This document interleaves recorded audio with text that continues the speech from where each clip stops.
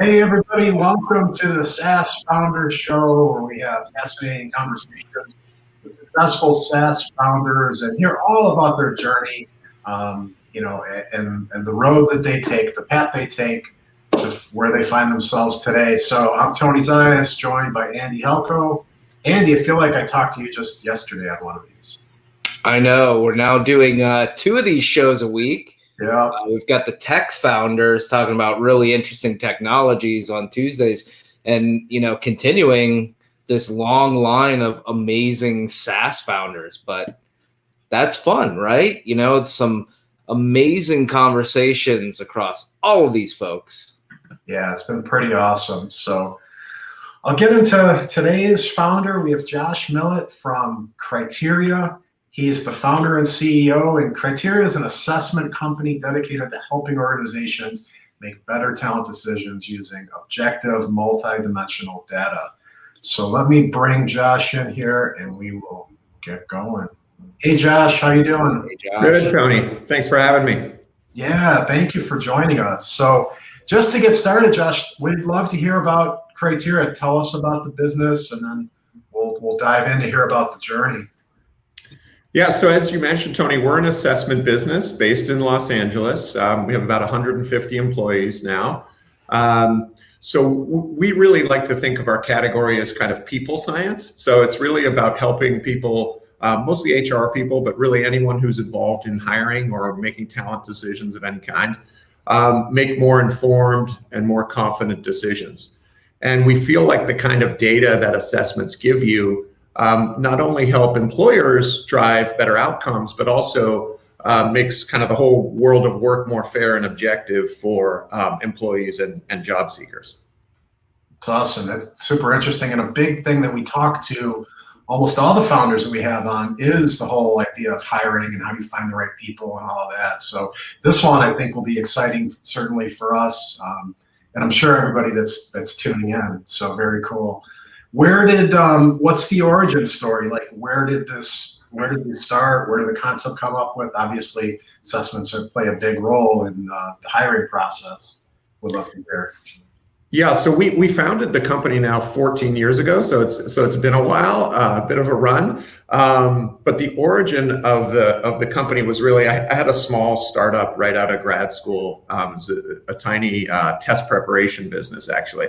It was just 5 people, and we sold it to a company out in LA. And at the time, I was on the East Coast, so I moved out to LA and started working for the company that had acquired us. And after a couple of years, I became involved in hiring, and I had no experience whatsoever doing that because we had only been a 5-person team. So I'm not quite sure why they put me in charge of that, but I became involved in it. And the genesis of the idea was actually, and I think a lot of people, a lot of your listeners can relate to this, is it was one of those terrible interviews, where you're kind of looking up at the clock 5 minutes into the hour and you kind of realize on both sides probably like it's just not a mutual fit, but you have 55 minutes left in the interview. And that was sort of, that got me thinking about, since my prior business had a connection to testing and assessment, there's got to be a way to use objective data to help save some of these bad interviews and drive better results in hiring. So it was really born out of frustration with the process, like so many companies are. Yeah. So what did that, startup origin story look like? What were the first couple months prior and then after? Like, how did you actually make the product come to life? Yeah, so the early years for us, Andy, were definitely not sexy. We took a while to get going. So kind of wrote a business plan. This was back in 2006 and 2007 when people were still writing business plans and not just doing decks. So wrote a business plan. Took a while to raise funding, honestly, and so when we launched the product at the end of 2007. It turned out to be, uniquely terrible timing because it was right before the financial crisis. So all of a sudden we've got this idea for hiring software. And then within 6 months of launching, there's kind of a hiring freeze across the US. So we really had to get scrappy. And, we just there were 4 of us kind of four people in a room and trying to figure out, product market fit. Luckily, we had raised an angel round that, carried us for, I think, almost 2 years. But, honestly, we really bootstrapped the business for almost 9 years before we took our first real outside funding. So it was, the first, I would say, 4 or 5 years were a grind. When you don't have a lot of funding, you've got to obviously manage for cash flow as much as growth, right? So it was really about just building the product, getting customer feedback, and it took us a while to kind of get that product market fit, I think. I think a lot of founders that are, before they start, they see these stories of the overnight success, the 20-year overnight success. Can you talk a little bit more about some of the grind and those challenges that you faced in the first couple of years? Because I think those are the stories that people don't hear enough of. Yeah, and we had sort of a strange transition from eventually when we did get funding, it's sort of, we took our first outside funding in 2015. And at that point, there was all of a sudden this really intense interest in HR technology. And, there'd been a couple of high profile M&A events. And so there was just a lot more investor interest in the field. And all of a sudden it went from like, nobody will return my calls to like, now everybody's calling us. And it's a strange feeling when that happens, because we felt like what we were doing, had been important for a while. There's just like no external, recognition of that. Yeah. For us, it was really about, we always, like, the milestones we had were like, okay, we have enough cash flow to confidently hire one more employee. That was literally, the sort of the KPI that we had, can we afford someone else now? We definitely weren't like throwing off a lot of cash or anything. So in those early years, I would say from 4 to, kind of 12 employees was probably, I don't know, 4 years or something. And so it was really measured. And, the one thing, as you all know, in SaaS that really sustains you is, as long as you got good renewal rates, feels like the business growth is pretty predictable. You can make a lot of other mistakes as long as you're retaining your existing customers. So. Yeah, I'm kind of curious that market change, because I think there's something to that. Is the market, ready, or is there demand for a product? And so, when you were in the early stages, was that something that you measured or looked at and said, there is or isn't the demand? And then as it started to change, what indicators were coming that helped you see that? Yeah, that's a great question. I mean, for us, we weren't at the time pioneering a new category. Like assessments have been around for, companies been using them one way or another for 50 years. So it's not a new category, but we felt like we were doing something really new in the category. And specifically, we're really the first SaaS assessment product, the pure SaaS assessment product. And we thought that, and our competitors were selling tests transactionally at the time. So, okay, you want to buy assessments, they're $30 each or $50 each or whatever. And we thought that wasn't very customer friendly.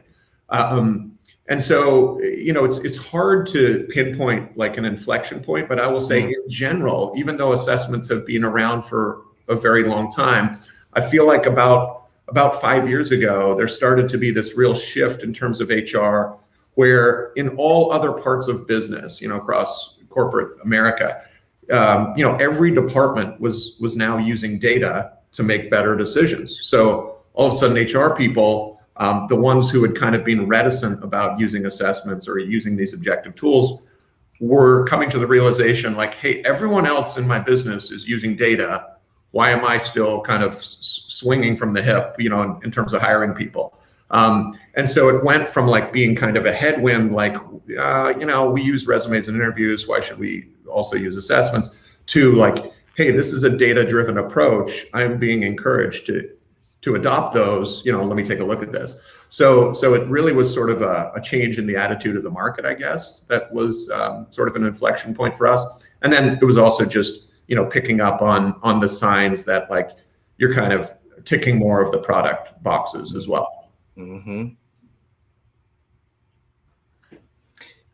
Yeah, the one thing I've used a number of assessments over the years in hiring, and the funny thing is I was using one at one point, and I remember hearing a radio show while I was using this where they talked about the merits of the testing. And I'm just kind of curious from your perspective, and this could go for any company, but it's your clients, users, but do you ever have to deal with the PR around, you're judging people or, making this assessment, or, even what I've heard is people trying to game the system and figure out how to do it. So I'm just kind of curious, in a market like yours, is that part of your thinking that you have to do it within the company? Yeah, and that's where the science comes in. So there's all sorts of different assessments. We have cognitive ability assessments, personality assessments, skills assessments, which would be more kind of basic stuff like, can you type, can you use Excel, that kind of stuff. We recently bought an Australian company that has a great game-based emotional intelligence assessment. That's kind of a newer area that we're really interested in. And so it definitely depends, my answer might be different depending on what type of assessment you're talking about. Right. With personality assessments, trying to game the assessment and sort of thinking about that candidate perception of the assessment is really important. But also the way we like to position it, Andy, and I think the reason that I think we've sort of had a shift in the market that I just referenced is, you have to look at what you're doing in your hiring process. If you're thinking about assessments, you have to look at it versus those legacy techniques that we all use and we still all use, right? I mentioned that the origin of the idea came up during an interview, right? And that's pretty ubiquitous. Everyone interviews people before they hire them, pretty much.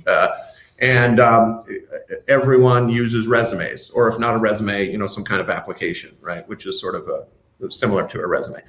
And if you think about resumes and interviews, there's just a huge and growing awareness, I would say, amongst HR people that like the research on those is pretty clear that they don't work very well as predictors of success, and also besides not working all that well, they also can inject a lot of bias into the process, right? They've done these studies on resumes where these researchers sent out all these fake resumes to job posts. This is sort of a famous study in HR.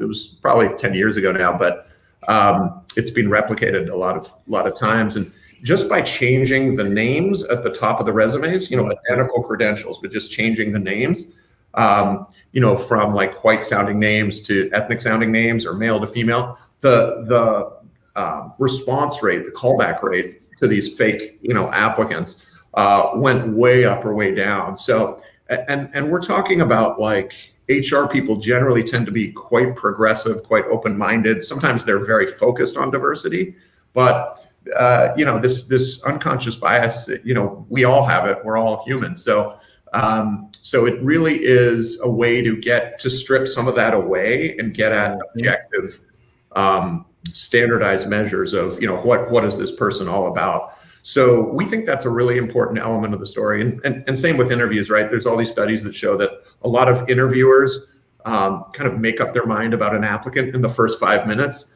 And if you recall the story I told you at the beginning, I was guilty of that with this applicant, right? And if you think about what happens in the first 5 minutes of an applicant, really you're just sort of seeing how they look. You're maybe making some small talk. Not too much substantive happens. And yet a huge percentage of the time you've already kind of decided yay or nay, So they're really subjective interviews in a lot of ways. And we're trying to get past that to really look at objective information that is going to be relevant to job performance, that we know through research is relevant to job performance. So we feel like that's for a lot of people opening up the talent pool, right? It makes you look at people who, based on their resumes, you'd never have taken a look at.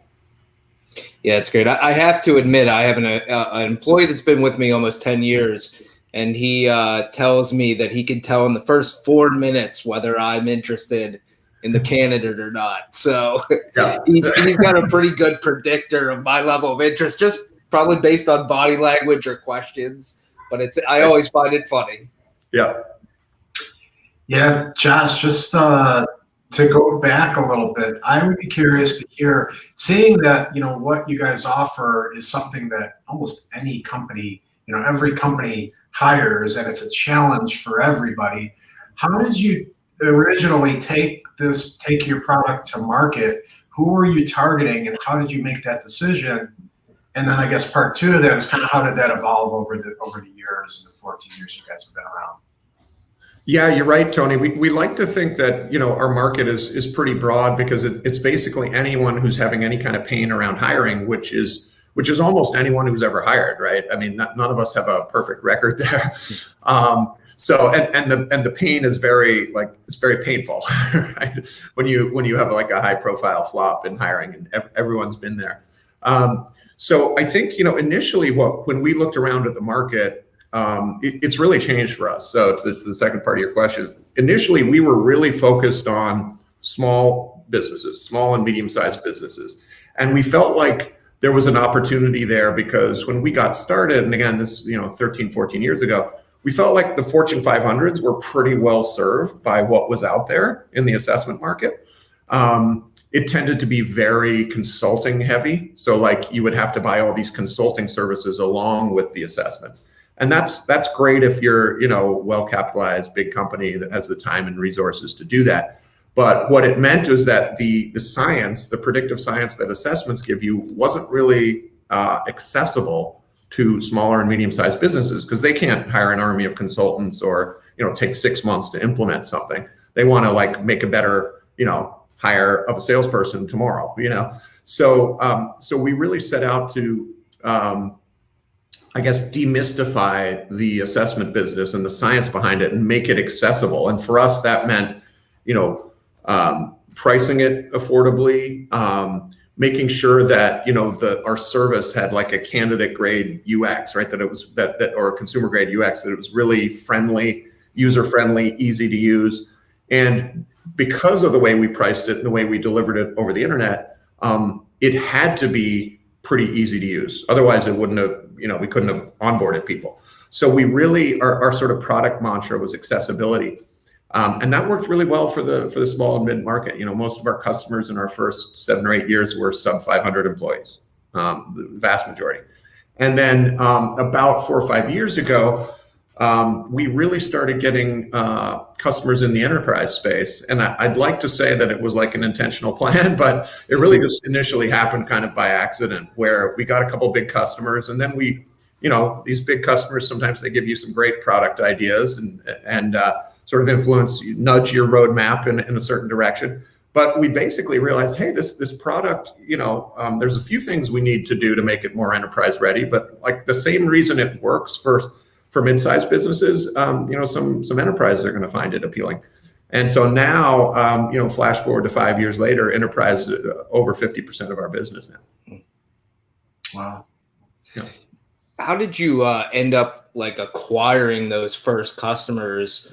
As we talk to founders, some of them talk about it being a grind and having to just, go out and meet and greet everybody, while others kind of stumbled into it. I'm curious, how did you acquire those first customers? Yeah, I mean, I can kind of give you a one-word answer on that, which is Google. Yeah. So, we definitely, at the price point we were selling it at, we couldn't be, getting on planes or even driving to people. So, we really built our business on the back of Google search, and in the early years, and especially for the SMB market, that was a great way to find them. So, initially it was a lot of paid Google. Honestly, paid. Okay. And then over time, as we built out our content strategy and acquired a little bit more of a brand, it was more and more organic. And now we have a great, we still, it's still our biggest check each month is to Google, but it's now our organic traffic is 3 or 4 to 1 more than our paid. So, but initially it was great, because as a bootstrap business, even early on, when our product frankly was not all that good yet, in the first and second year, we were already getting $3 or sometimes even $4 back for every dollar we spent on Google. So that was we wanted more of that. Yeah, that's great. You kind of hinted at your pricing. I'm always curious how companies figure out how to price their product. There's so many different factors you can think of as the demand versus what's your cost. How did you guys go about that process of pricing your product in the early days? And then how has it evolved over time? Yeah, it's a great question. And I think it's it's one of the most important things for SaaS founders to nail. And I wish I'd spent much more time early on thinking about it. So again, when we were all about accessibility early on, and so we didn't want to lose a single deal on price, right? We wanted everyone to have access to this. And turns out that's not necessarily the right approach. So we really, over time as we've evolved the product, customers are getting, I would say 8 to 10 times the value they were, 10 years ago. We've raised our prices, not that much, but I would say that underpricing our product in the early years was probably the single biggest mistake we made. It allowed us to get a lot of customers, but there's a lot of money left on the table. And we, I remember someone asking me a question, one of our investors asking the question, 5 years ago when we first took money, they said, who owns pricing at your company? And I was like, that's a good question. No one really owns. I said, I guess it's me by default, but we didn't have anyone certainly whose dedicated role was primarily oriented around pricing. And it's important enough that if not at 40 employees, pretty soon you can have that person who's just focused. And now we have someone who focuses on pricing and packaging, and we have a whole pricing committee that meets each year when we redo our pricing. So I think it's an incredibly important thing, because as you all know, the math of SaaS is like compounds, right? So if you get all these great customers and they come to love your product, and you say, all of a sudden you wake up and you realize, okay, we're really underpricing our product, we got to really raise the prices. That doesn't really help you with your existing base, right? To new customers, you can charge whatever price you want, and they'll either say yes or no, right? And so you get that data pretty quickly. But even though we have a really loyal customer base, really great NPS and all that stuff, if you raise the price 100%, they're still not going to love that, because there's this, psychological phenomenon of anchoring, where once they've heard the price, that's what they think the value is, and that's right. I think. So, I think being deliberate and more, I guess, scientific about price would have really benefited us early on. I love the concept of who owns pricing, the pricing committee. I mean, I think that is advice for founders. That's gold right there. You mentioned being more scientific. Is there any specific steps that, looking back, hindsight 2020, that you would have taken, whether that's more investigation of the market, surveying, talking to mentors? How would you have potentially approached the pricing differently in your early days? Yeah, it's a great question. I think one of the things for us, and Tony, you asked about this earlier, our customer base is very diverse, not just in terms of size, but we're really kind of agnostic as to the verticals that we play in. So, there's certainly customer concentrations in technology and medical, and there's some other verticals we don't do quite as well in, where maybe some of our competitors are more focused sort of exclusively on those verticals. So there's definitely a mix, but we market to about 17 different industries, and across those industries, they tend to use different assessments, right? Which shouldn't be surprising. But they also have very different perceptions of value.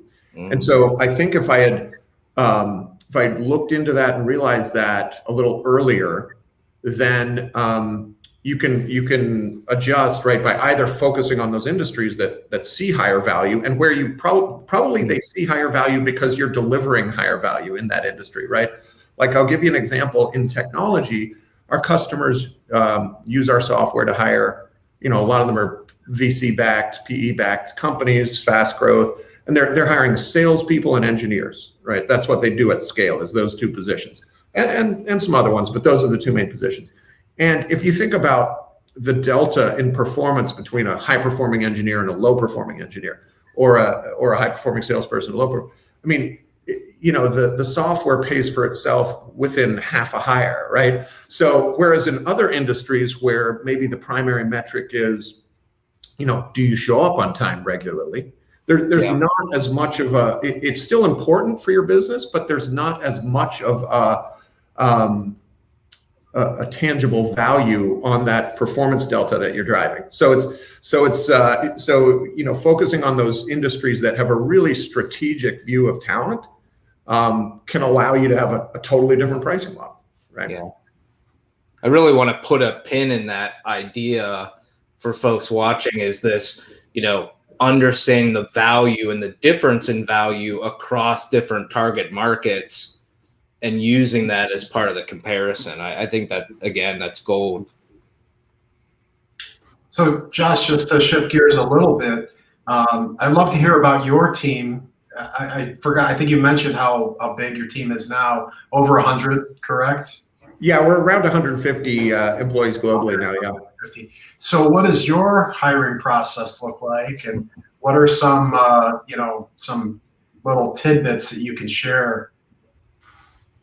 Yeah, so, obviously we use our own tools. That's our primary human capital strategy, I think. And so we've just been very fortunate. We have such an amazing team, and we have a lot of stories, and we love hearing these stories from our customers too. But we have a lot of stories in our own team where we found people that, based on their resume or based on their background, just had no, there was no reason we would have focused on that person. And so using our assessments has really helped, especially in fields like sales. We've hired people with no sales experience whatsoever. And some from very varied and sort of comic backgrounds, and in terms of like unrelated to sales, and they're some of our highest performers now. So I think assessments are of the greatest value when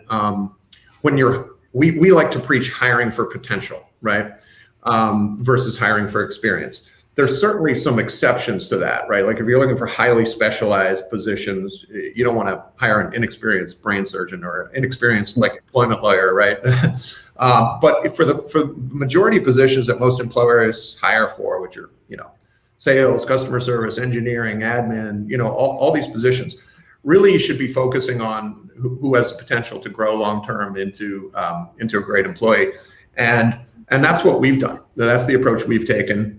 And it's worked out really well for us. For a long time, we had almost no turnover. As a 45 person company, I used to brag that no one had ever left the company. But then I made it realize that I realized it sort of made it sound like a cult. So I sort of backed off that position. And of course, as you grow, you do have some turnover, but I think we've been really fortunate to keep our turnover low. And that's partly because we've hired great people. And then I really view my role as we scale to be, keeping the culture at a point where people want to be there. And, that does get more challenging as you grow. And especially this year, as converting to all remote, overnight, that was a very new muscle for us. We had only very partially remote, not a very fully baked remote strategy. We had some folks working remote one day a week, but it's a big change to go from that to everyone's, in their den or living room, every day. So that's been challenging, but I think that's been really, key to our growth is basically, hiring great people, and then once you have them, focus on retention. That's great. What is your take on culture? Like, how intentional are you about it? Helping to define what the culture looks like for the company, and what are some of the things that you try to do to help people understand the vision and get on the same page and get people on board, excited, and just promoting a healthy, strong culture. I'd love to hear just your approach and what that looks like. Yeah, it's a great question, and honestly, it's one I think about all the time, because I think sort of my informal job title is culture guru, right? It's my job to make sure that people still want to work there, in 2 years, 3 years. And it's funny, I think when you're starting up, and when we were 15 or 20 employees, we thought we had a great culture, but it wasn't intentional. It just sort of happened by accident. And, it's when you're kind of fast growth and mission driven as a company, it's kind of, I think, easy to have that. I mean, not to say that you can't go wrong in those stages too, but, at that point you can kind of set a tone from the top and everything works out. But as you scale, like, you got to realize over time, I, as a CEO, my co-founder, the COO, and our CTO, we've been there from the beginning, and we have less and less influence, as you move forward. And it's really the inculcating a few key values, and really then the culture is created by the company from the ground up at a certain point. So there's only so much, you sort of lose your span of control over culture a little bit as you scale. And the only way to avoid that is by running a culture that no one would want to be in.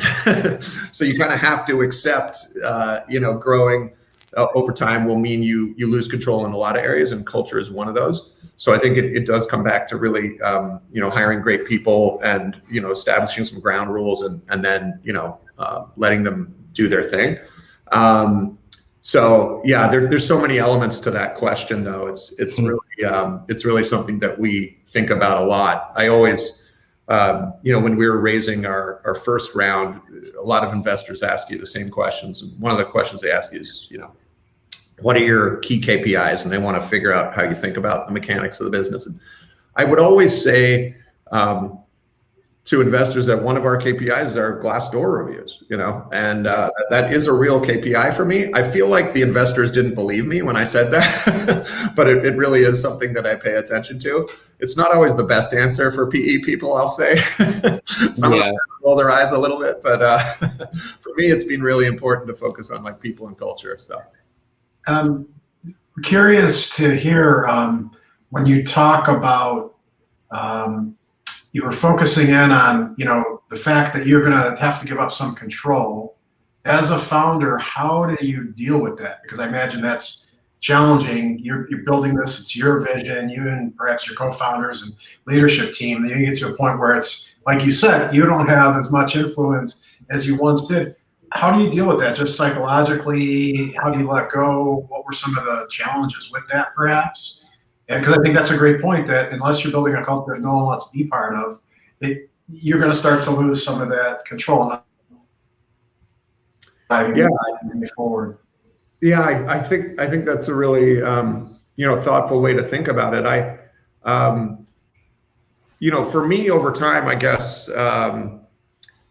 you realize that when you're 50 employees, and the journey from like 50 to 150 for me has been like a succession of me giving up things, right? And my co-founders giving up things and having a narrower remit, right? And so, I remember at one stage I was like, no, I'm not going to be in product meetings. That can't be, but you realize at a certain point, I think of myself as something of like a generalist, and at a certain point, you need specialists, right? Running different departments, both from a bandwidth perspective and because, I remember when we stopped being bootstrapped and took outside capital for the first time, we went through a couple of heads of marketing, but once you find the right one, it's like, oh, wow, yeah, they're so much better than I am. And now I get to just, from a very high level, kind of look at what they're doing. So, so that's been that was a big breakthrough for me.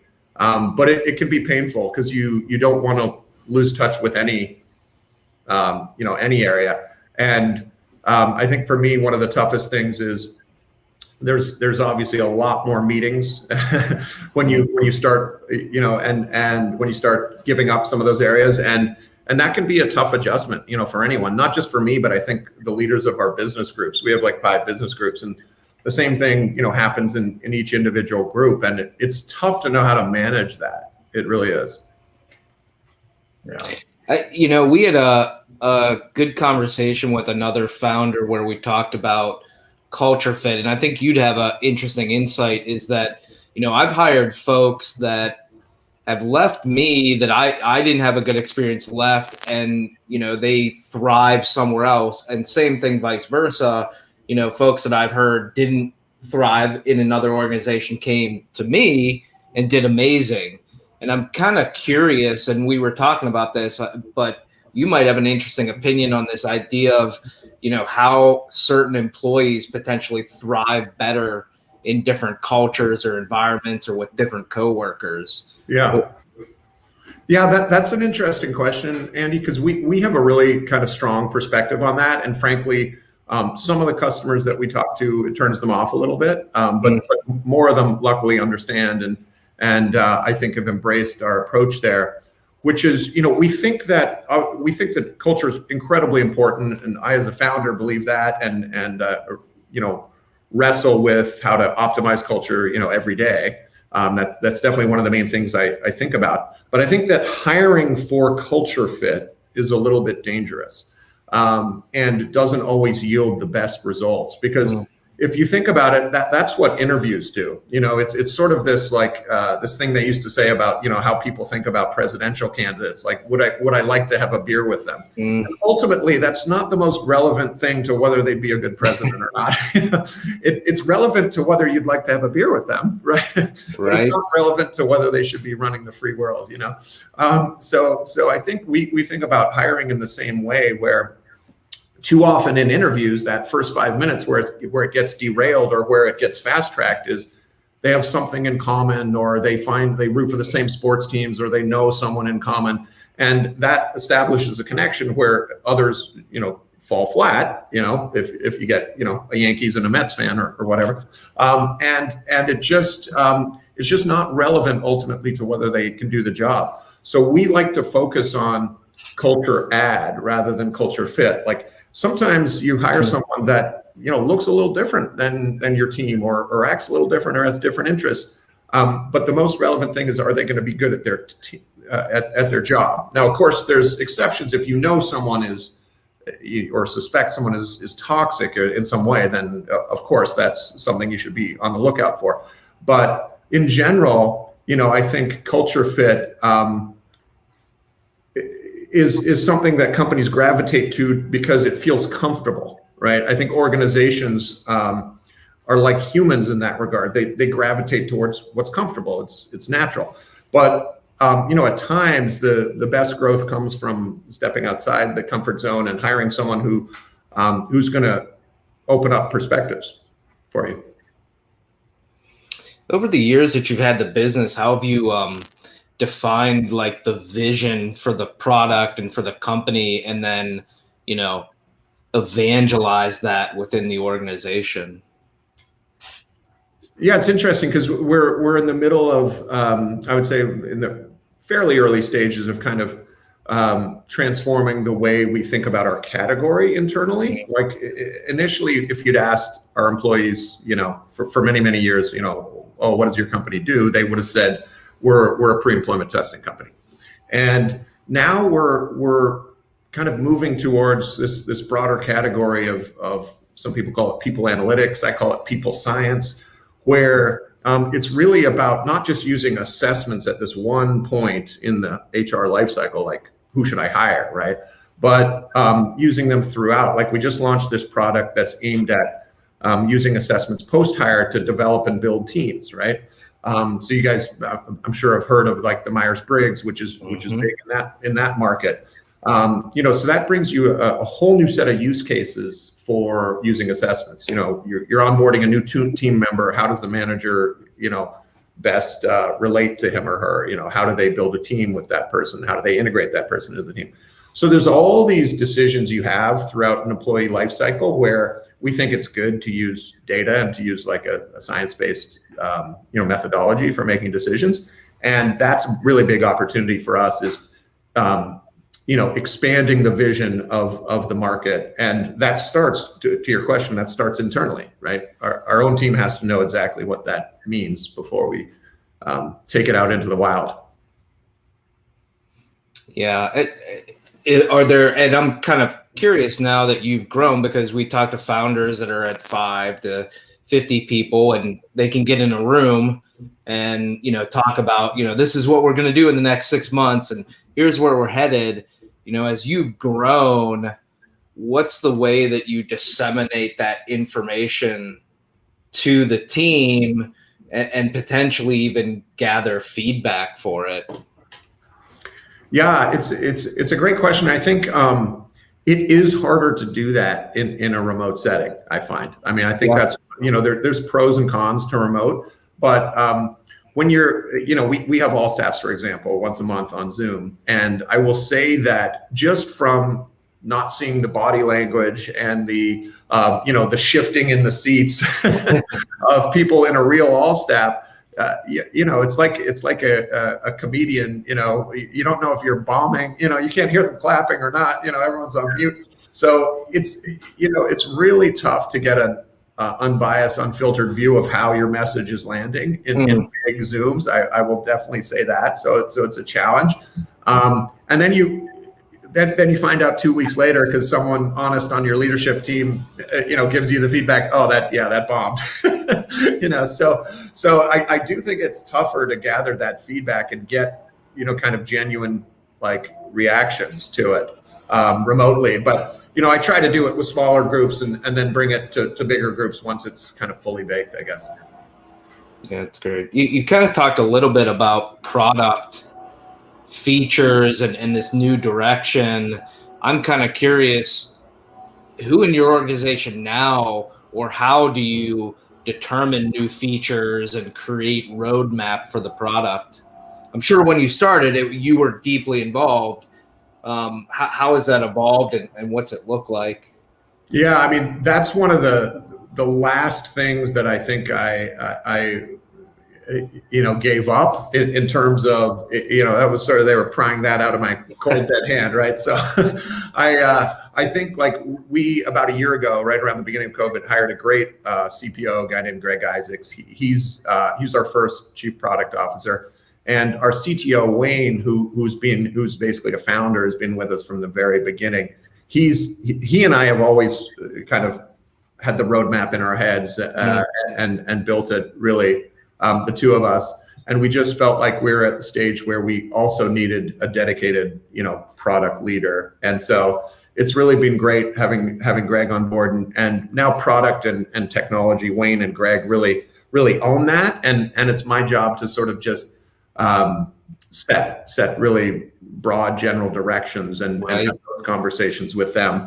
But you know, I've said that in the last couple of years, I probably went from, you know, if you look at our company, probably there were very few people 2 or 3 years ago who knew the product better than me, and now there's like 50 people who know it better than I do. So that's been a, you know, difficult transition for sure, but it was necessary though. How have you, as you mentioned, you know, over the years, you've, you know, you give up different roles and responsibilities and things as the founder. So how has that been? Like, how would you describe the difference between, you know, end of year one, let's say, as opposed to now? And how did you handle giving up certain things? As you said, you know, like product development, if that's something that, you know, you're going to hold closely to you, right. How do you deal with that? Yeah, I mean, it's interesting psychologically for me, for sure. At first, I resisted it. I just said, no, I'm not giving up that. But then over time, I think for me, one of the biggest transitions from, you know, when we were first funded, we raised like an $8 million round, you know, 5 years ago. And at that point, we were only 16 employees. And we'd been bootstrapped the whole time, so we were cash flow positive, you know, because you have to be. And at that point, as soon as we took the funding, like literally within a month or two, I realized, you know, how underinvested we were in all these different areas, you know, and then you get to 6 months out and your perspective is like, how did we do that before? How did we do that without someone other than Josh running marketing? You know, it's amazing that, you know, we were sort of holding it together with tape and, you know, and so I think once you get to that point, where you are better capitalized and you can invest in growth, you realize as you bring in these like domain expertise leaders, in different areas, you realize that they're better than you at it, and that your perspective, like I think increasingly my perspective is one of the people at the company that thinks about the whole company and how the parts fit to make a better whole. Obviously our senior leaders think about that as well, but they also are charged with running their department. And so increasingly, I think that like having that holistic view of how all the parts fit together is a big part of what my continued like value at the company, right? Because now I have people who are better than me at running all these different departments, and so being like that generalist who has a perspective on all those pieces now has real value, right? Yeah. Yeah, that's great. I'm kind of curious for you, the thing that always to me feels like the greatest learning lessons or mistakes and challenges you run into. So you've had the business for a number of years, you scaled to 150, brought on a P or, different funding. What can you share, maybe a mistake or some of the biggest challenges you ran into along the way? Yeah, I mean, looking back, certainly, I think you asked earlier about, our hiring and how we do that. I mean, I think we've had an incredible record of great hires, but the few that went wrong, those stand out as mistakes, especially like a company that's really proud of our service and how it helps hire people. Like I can understand the mindset of the customer now, because we've had very few bad hires, but they almost stick with you longer than psychologically longer than the ones who, are great and are still with you. So definitely, a few mistakes there, luckily not many. For me, I think like the biggest thing that I would, I guess, not do differently, but just would benefit from the perspective I have now is that, for a while, we were really, after the early years, we were really kind of stubbornly committed to bootstrapping because, initially that wasn't the plan. It's just no one was returning our calls. So it's like, okay, I guess we're bootstrapping this thing, indefinitely. But, I think being really mindful and purposeful about the timing of when you do take funding and so we've done it a couple times. We've had two great partners. The last one, still actively working with us today, investment fund called Sumeru Equity Partners. They've been an incredible partner for us. But really, as you think about, growing the business, we probably honestly bootstrapped for too long. We probably could have accelerated the whole thing if we'd looked around for funding kind of three or 4 years, maybe 3 years earlier, the first time. And so I think the timing and the reasons that you take outside funding are really important things to think about. What you're looking for from an investment beyond just the check, what kind of partner you want, and what kind of, like, we've had two very different, stylistically, two very different partners. And, they were both great for the general stage we were at. I think if we'd flipped them in the opposite order, it probably wouldn't have been a good fit. So I think, being really sort of deliberate about that and thinking about, okay, just getting a good valuation is not a reason to take funding. Is there any advice that you would give folks, starting off on that journey of trying to look into raising capital, of, how they should do it, or things that they need to make sure they understand about their business before they go out and do it? Yeah, I mean, I think that,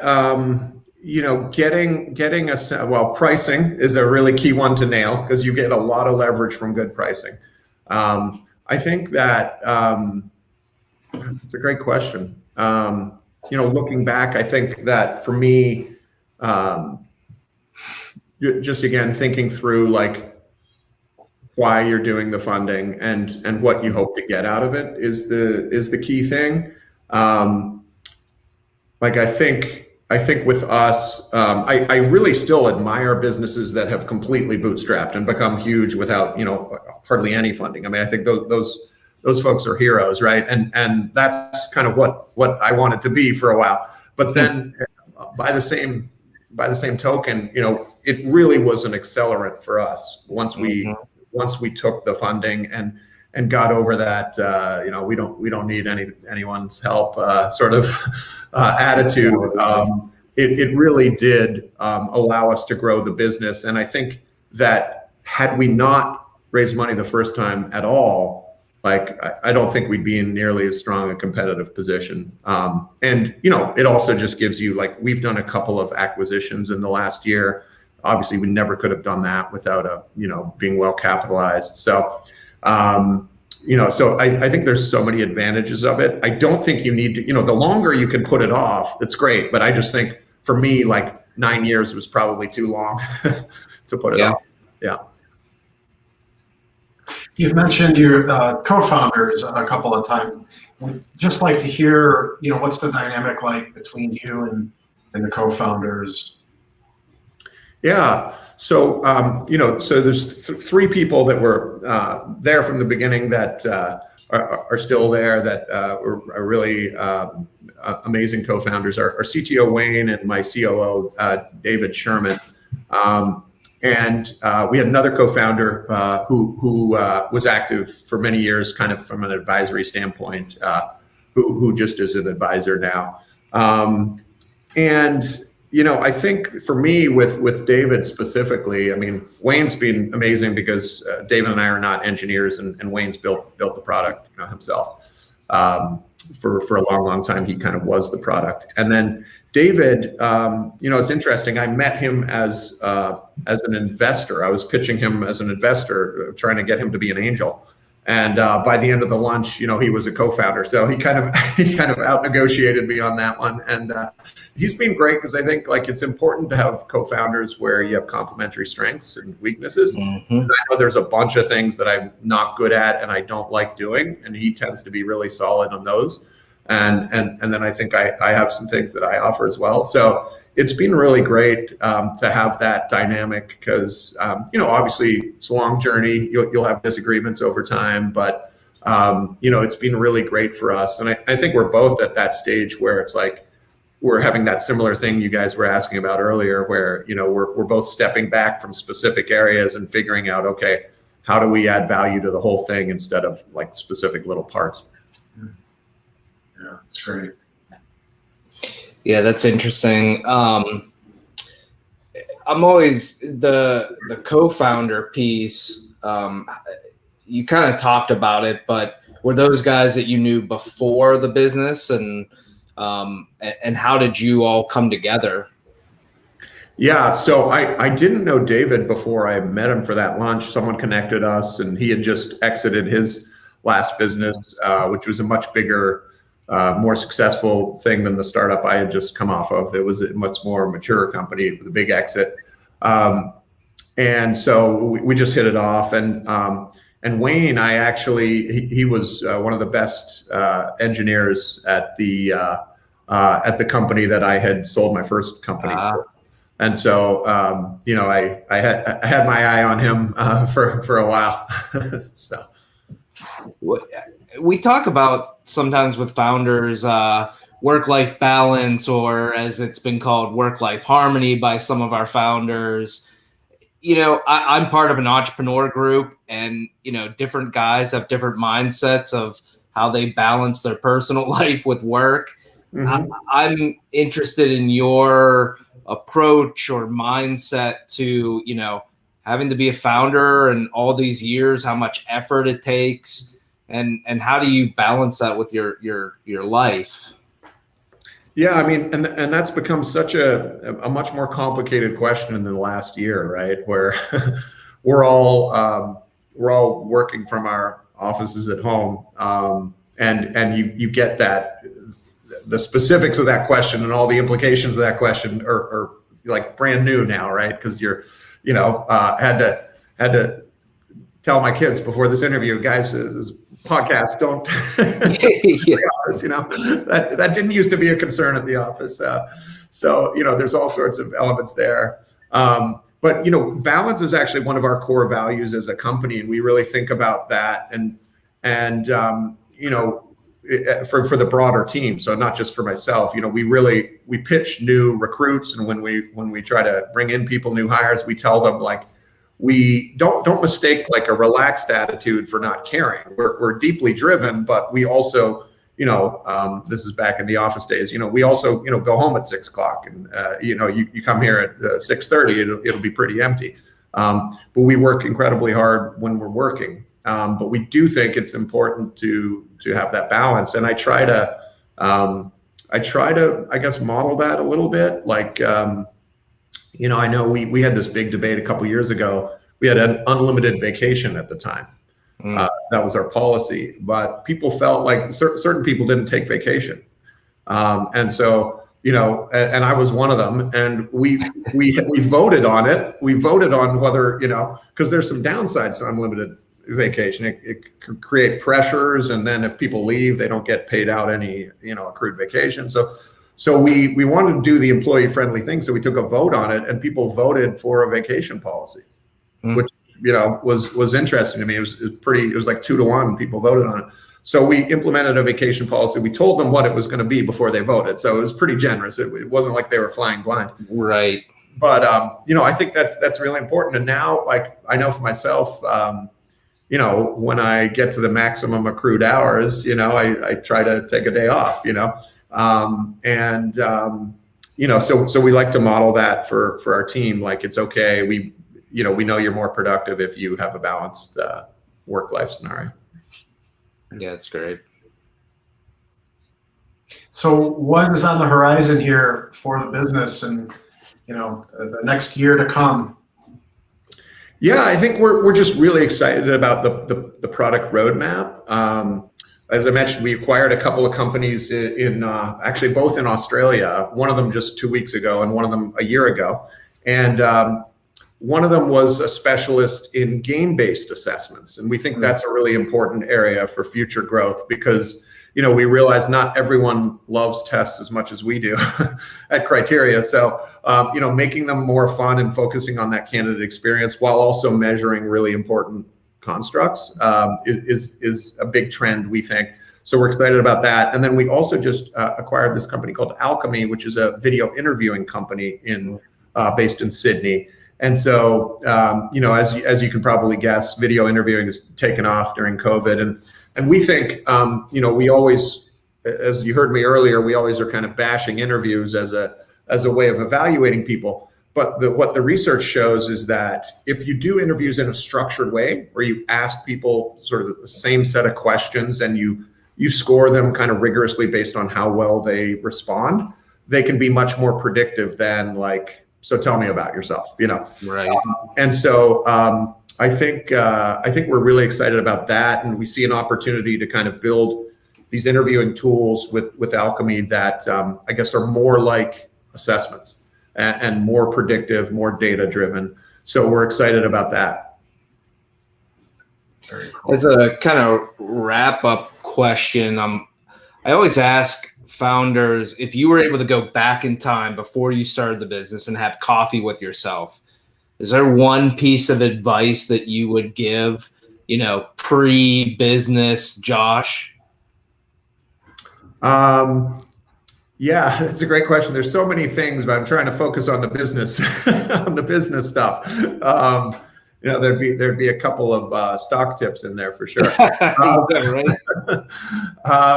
You know, I think for me, you know, maybe just sort of like the general advice of like focusing on what you can control. And that sometimes the key to like growth for everyone is giving up control, because I think that was a really important inflection point for me. I'd also say, hey, look for funding in 2011, not 2015. So I think, yeah, that would be some of the learnings. That's awesome. Awesome. Well, we're just about out of time. Josh, this has been fantastic. Once again, thank you so much for your time here today. Where can our viewers go to learn more about you and Criteria? Yeah, so I'm on LinkedIn, so they can find me there. And our website is criteriacorp.com. So www.criteriacorp.com, and got a lot of great content on there and white papers about assessments. If you're thinking about improving your hiring results, lots of resources there. Awesome. Well, thanks again, Josh. It's been great having you. And to everybody out there, we will see you again next time. Take care. Thanks, Josh. Thanks, Tony. Thanks, Andy.